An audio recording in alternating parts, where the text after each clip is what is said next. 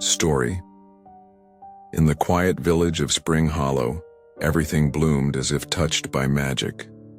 Birds chirped gently in the early sun, and the scent of lilacs floated through the air. But behind the warm breeze and pastel petals, something cold stirred. An old schoolhouse stood at the edge of the woods, empty for decades. Locals spoke of a bell that sometimes rang on its own. No one had touched it for years. And yet every spring, just after the first bloom, the bell would toll once. Just once. Emily, a curious college student, arrived in Spring Hollow to write a paper on forgotten towns. She loved peaceful places, and Spring Hollow felt like a dream. But the villagers were oddly quiet when she asked about the schoolhouse. "Don't go near it," an old woman warned. "Spring has its ghosts." Intrigued, Emily started researching the building's history. It had closed suddenly in the 1960s after a teacher vanished during recess. The bell rang that day, but no one was there to ring it. Emily visited the schoolhouse one bright afternoon. Its windows were dusty, the door locked. She circled it, taking notes. Then she heard it. The bell. A single chime that echoed through the trees. But there was no wind, no one inside. That night, she dreamed of children with hollow eyes and chalk-covered hands reaching for her. The next morning, her notebook was filled with scribbled drawings, none of them hers. On the first day of spring break, Emily returned. She sneaked inside the schoolhouse. Desks still stood in rows. On the chalkboard was her name, written in childlike handwriting. As she turned to leave, the bell rang again. This time it didn't stop. Her vision blurred and she saw shadows of children staring silently. A voice whispered, "Stay with us." The door vanished behind her.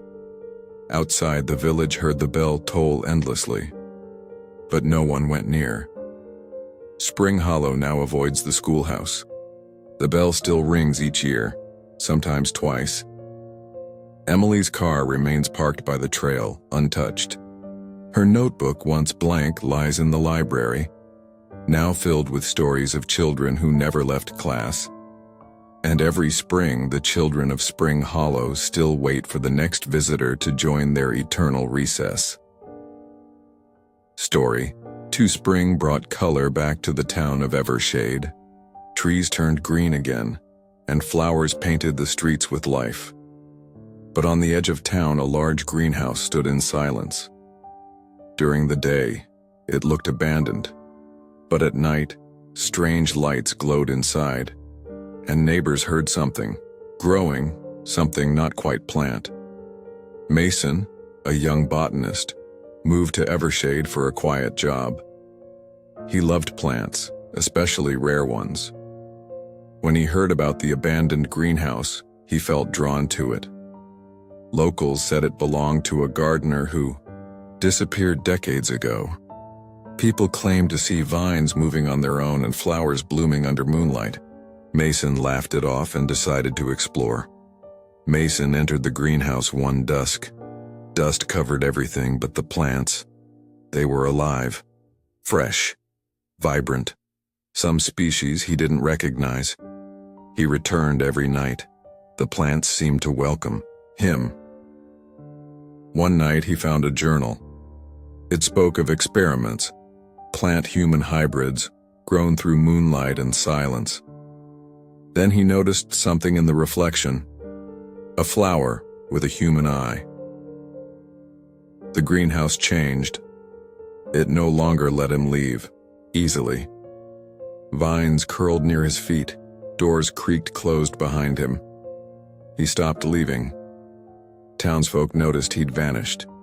On a full moon, someone saw him inside, smiling with glowing eyes, skin turning green like moss. The plants had claimed him. Now the greenhouse glows more brightly than ever.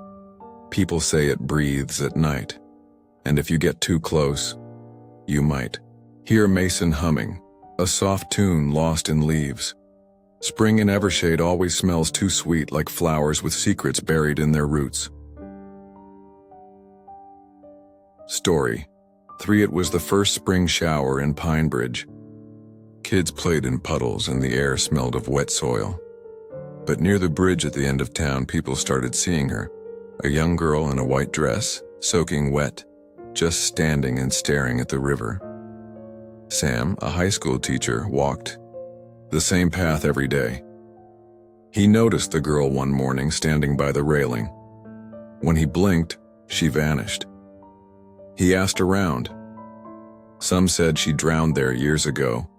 Some said she walks the bridge each spring, looking for her lost brother. Sam didn't believe in ghost stories, not until the girl started following him. It started raining every day. Sam saw wet footprints outside his home. He heard soft weeping in his dreams. His mirror fogged up with the word, "help." He went back to the bridge, hoping to find answers. That's when he saw her again, closer this time. Her eyes were empty, her mouth moving silently. One stormy evening, Sam followed the girl. She walked into the river, turning back only once. Sam stepped into the water too. The current pulled him under. But instead of drowning, he opened his eyes beneath the surface and saw dozens of children, floating with peaceful faces. One looked like the girl. One looked like Sam as a child. And one smiled just like his brother, who went missing when they were young. Sam woke on the riverbank, dry with no memory of how he got there. The girl hasn't been seen since. But every spring, Sam hears her voice in the rain, whispering, "Thank you." And in Pinebridge, the rain always returns, carrying voices that only the lost can understand.